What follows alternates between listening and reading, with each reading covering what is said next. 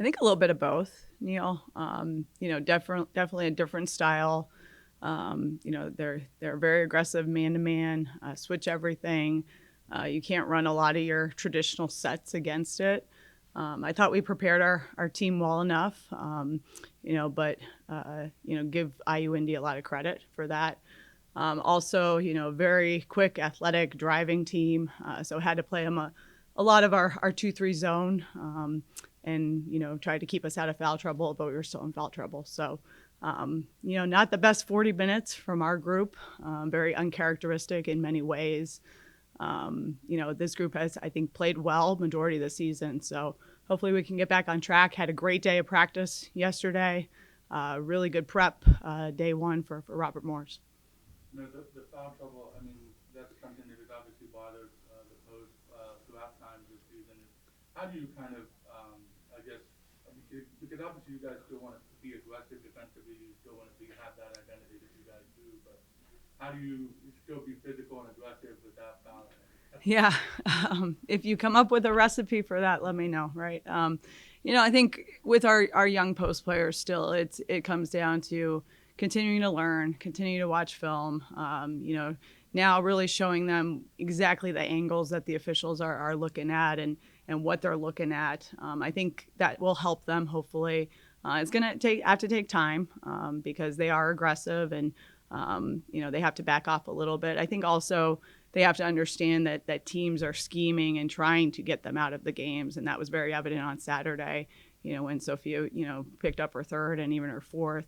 There was definitely, some embellishment on some of those. And I don't, again, know if our players fully understand, that people are really trying to get them out of the basketball game. Last 3 games, Erica has, not been contributing the same way in the scoring department that she has, throughout most of the season. But obviously she's still been, on the floor a lot, been a key piece for you guys. What do you kind of attribute maybe some of the shooting and scoring issues the last 2 games to? Yeah, I think people are keying on her. People are defending her very well. She's drawing a lot of attention. So again, bringing her in, watching film, learning through that. What I was so proud of her in the Wright State game is she, in the second half, she really locked down defensively. And it was a big reason why we won that game. Did a really good job on Breezy Williams, made it really tough for her in the second half. So again, we've continued to talk to her about, her role and how important it is, both offensively, but even more defensively. And I think she's been really accepting of that. Robert Morris has a lot of, versatile players and versatile pieces. What kind of challenges do they present to you guys? Yeah, some great individual pieces. I think they did an unbelievable job in the transfer portal, bringing in great individual players. I don't know if they have fully, come together as a group, which makes them really scary. They play, a very aggressive style, both offensively and defensively. I think this is going to be a hell of a basketball game on Wednesday night. Two really good teams going at it for a lot on the line, but it's another conference game, so there's always a lot on the line. But Aislinn Malcolm can shoot the ball. Number 7, Traore can shoot the ball, and then they can really match us, I think, inside. So it's going to be a very, very, big battle with the post players, and who can stay out of foul trouble, I think is going to be a huge key. You're playing two regional teams, Robert Morris and Cleveland State.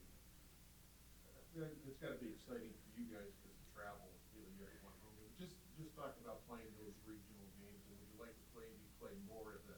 I know you have. Yeah. For non-conference, you mean? Yeah, well, just playing these games and then non-conference. Yeah, I think there's obviously the regional ties. There's probably maybe a little bit more weight on them. I don't know, Dana. Conference games right now, every single one's important. I think these two, very, very important for where we're all at in the standings. And really have not looked ahead to Cleveland State at all. So have very much been focused on Robert Morris. This is our first game against them. And obviously it'll be the second game against Cleveland State. So, I think it's just the importance of these conference games, and because they're regional, I don't know if it adds anything a little bit more, but the travel's nice, I would say that.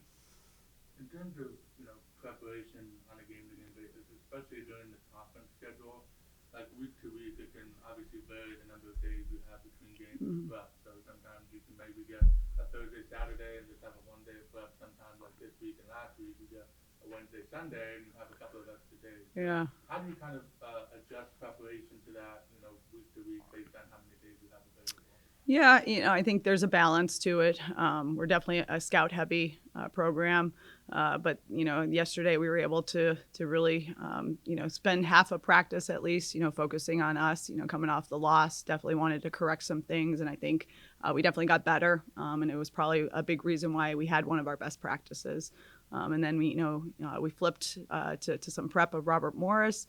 I like the 2-day prep. I've been very adamant about that, but obviously in the Horizon League, you're going to have some 1-day preps. So I think the 2-day preps are really good for our players. They're able to lock in, but this group is really good with scouting reports. So even on the 1-day prep, the 1-day prep we had for Purdue Fort Wayne, I thought they did a really good job. I think our coaching staff prepares them well, regardless if it's a 2-day, 1-day. I will say I'm happy that I get 2 days to prepare for Cleveland State because it's 40 minutes a zone, so it's a little bit different. And I think the added day will help us.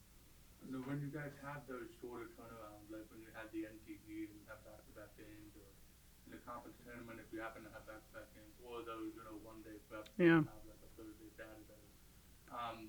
Obviously you focus on the upcoming game with the players, but like as coaches, do you guys kind of start ahead of time prepping for that next game, just to get like a little bit of a jump start with the Sure. time window? Yeah, our staff does. Our assistants, the way I break it up, each assistant has the full scout on the opponent. Every programs are different on how they do that, but they're basically like the head coach, for Robert Morris or the head coach for Cleveland State. Obviously, I'm watching everybody. I'm really locked in, to our next opponent. But I'm a basketball junkie, so I'm watching a lot of basketball, a lot of Horizon League games, when we're not playing. So I've been able to see Robert Morris, throughout the course of the season, even when they were playing some non-conference games, I tuned into that. So going into preps, I feel really good about, the teams, and then the assistants do a really good job of giving me all the unique details, that we need in order to win the basketball game. Second year, what's your opinion on the portal, just in general? I like the portal. I think the way that we use the portal has been really successful. I'm always going to be a big high school recruiter. We got great ties here in Northeast Ohio and the region around us. So we're definitely going to recruit a high school really hard. But we are going to use the portal for experience. And I think we've done a good job of that. Last year we bring in Jewel Watkins in, was a second-team all-conference player. This year bringing Casey and Paulina in have been unbelievable pieces to our program and have provided great experience. And I think that's how we'll always use the portal. Is it easier to get players or retain players? I don't know. I like retention. We've had a lot of success with that. I've had a lot of success in that in my career. I think we got great resources here at YSU. I think our players love our program. I think they love our coaching staff.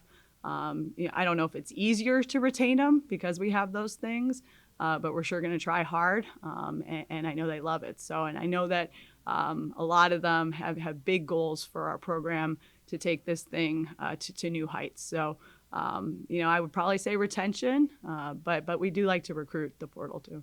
Do you build programs or teams? I'm a program builder, Dana. In this day and age, everybody does it different, but I will always be a program builder. That's from our culture, our locker room, our style of play, and then we'll use the portal, to bring in the pieces that we need to help continue to build that.